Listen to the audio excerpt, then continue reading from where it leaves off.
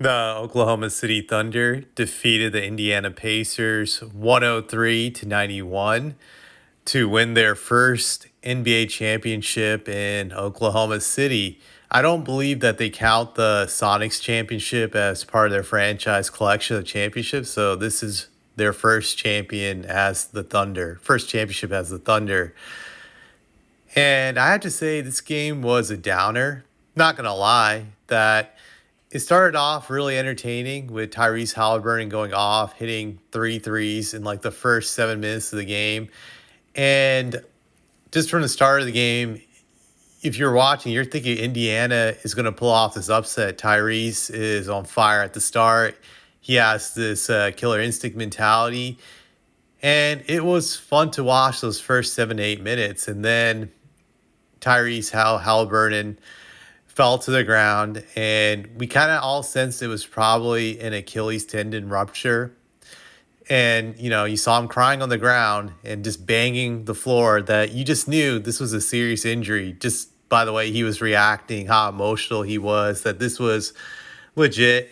Then he got carried off the court, and you could just tell that it was bad. It was really, really bad. Now, from what we've heard, is that it is an Achilles tendon.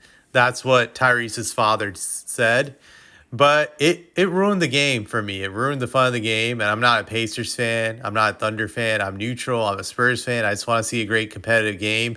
So it really ruined the fun of this game. Granted, Indiana did make it competitive for at least 2 quarters. They were in this game. They were up at halftime. They played with a lot of heart, so I give them credit. But things fell apart in the third quarter when Oklahoma City, when it was tied 56-56, went on a 9-0 run that was capped off by an SGA three, and then a three by Chet Holmgren, and then another three by Jalen Williams. They scored like 9 points in like a 1 minute span, and they went up 65-56. After that run, they just never looked back. At one point in time, they pushed the lead to over 20 some points. You just knew Indiana was never going to win this game at that point when they went on that 9-0 run. But I give the Pacers credit. They battled really, really hard despite having the loss of Tyrese Halliburton. They gave it their all, and it just wasn't good enough. They weren't talented enough to beat the Thunder without Tyrese Halliburton. They fought like crazy. They fought hard, just fell short. And one thing I'll say about this game is that both teams shot poorly overall from the field. Indiana shot 41.4 for the game. OKC 40%. OKC shot poorly from three, 27.5%. And Indiana actually shot better from three at 39.3%. What was the difference maker really in this game was turnovers. Indiana had 21 turnovers, while OKC had 7 turnovers.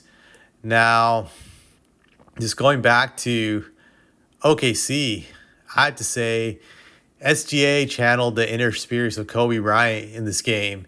I'll never forget Kobe Bryant's 6 for 24 shooting night against the Celtics way back in 2010 in Game 7, in which he was complete ass, played like shit.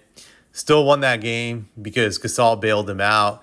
In this game, SGA shot very piss poor, 8 for 27. That's like 30-some% from the field.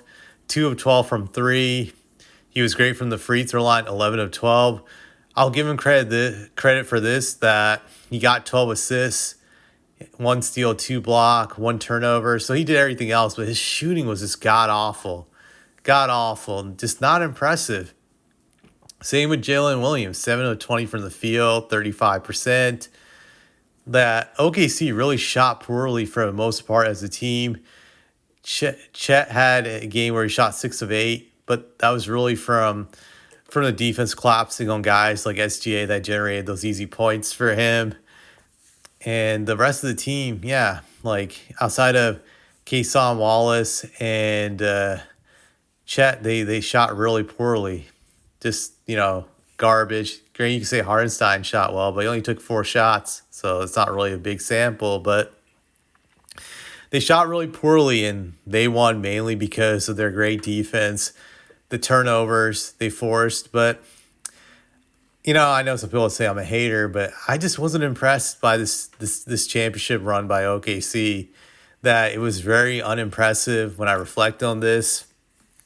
Like every round, they benefited from an injury. The first round, Ja got hurt, and that allowed them to easily sweep the Grizzlies. Where if Ja didn't get hurt, I think they probably still win that series, but it would have gone to like 6 games. I definitely think so. Then the next round against the Nuggets, Nuggets win game 6, but Aaron Gordon has a hamstring injury and he's just not the same again. Nuggets get blown out in game 7. I just think that hamstring injury was huge. And if Gordon was healthy, there's a possibility that game 7 goes in a different direction. Granted, I give them credit for the Timberwolves series. Just there's no way the Timberwolves are going to beat them, but this series was going to be marred by the Tyrese Halliburton injury. They benefited from that too. So 3 out of 4 rounds, they benefited from injuries to key star players. To me, that's just not impressive. You can just say that, OKC played the cards they were dealt and they were dealt with great cards, and you got to give them credit for that. And yeah, that's fine. But I'm just not impressed by this championship. To me, it was just very unimpressive. They nearly folded in this game, and it was their defense that allowed them to win. But their shooting tells the story of a team that played scared, but was just fortunate that the Pacers' star player was out. So that gave them a huge margin of error to just play scared, play nervous, and shrivel up. And they were able to win. I'm not impressed by this championship. Maybe OKC will prove me wrong next year and win back to back. You can say they have a good chance of doing it since their whole entire team will be back. They have a deep team, so they have the same team re-upping for another run. So they'll be the favorites, I think, simply because they won the championship and they're healthy, but there's no guarantees. I think last year people thought the Celtics were going to have a new dynasty with the way their team was set up. That fell apart, obviously, during the playoffs with injuries to Tatum, Jaylen Brown, Porzingis.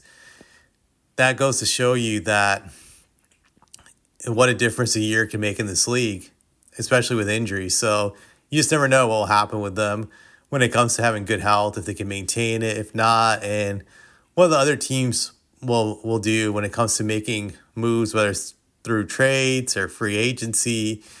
So it's all up in the air. It's very unpredictable. And even if nothing happens to them health-wise, they could possibly be upset. I just wonder if they'll get the killer instinct next year and not play nervous now that they finally got a championship underneath their belt. That could be the case. It could be a situation like the Kobe Shaq Lakers. I remember during the Kobe Shaq Lakers first championship, they didn't really look impressive. I just remember them getting pushed to 5 games by the Sacramento Kings in the first round, back when it was best of 5. And then in the conference finals, barely beating the Blazers in 7 games off of some shady officiating, I might add. But the next year, they dominated the playoffs very easily without having to even struggle. So you just never know. Sometimes experience can boost up your confidence and your killer instinct, and then you become just even more dominant. Maybe that'll be the case with OKC next year, but it's hard to say. Now, when you look at Indiana, they were obviously the biggest losers in this game. Not only did they lose the championship, but they probably lost Tyrese Halliburton for all of next year. And reports are true that this is an Achilles tendon injury, which if it is, he probably ruptured it, so he's out for next year. So basically, the Pacers are going to be useless for all of next year. They're not going to do anything. They're not going to be a threat to anybody. What it shows to me is the East is going to be wide open for anybody to come out of there. You have probably the Knicks and the Cavs are going to be the default top 2 teams when you look at it. But anything is possible now with Indiana being destroyed by this injury and the Celtics being destroyed by the Tatum injury.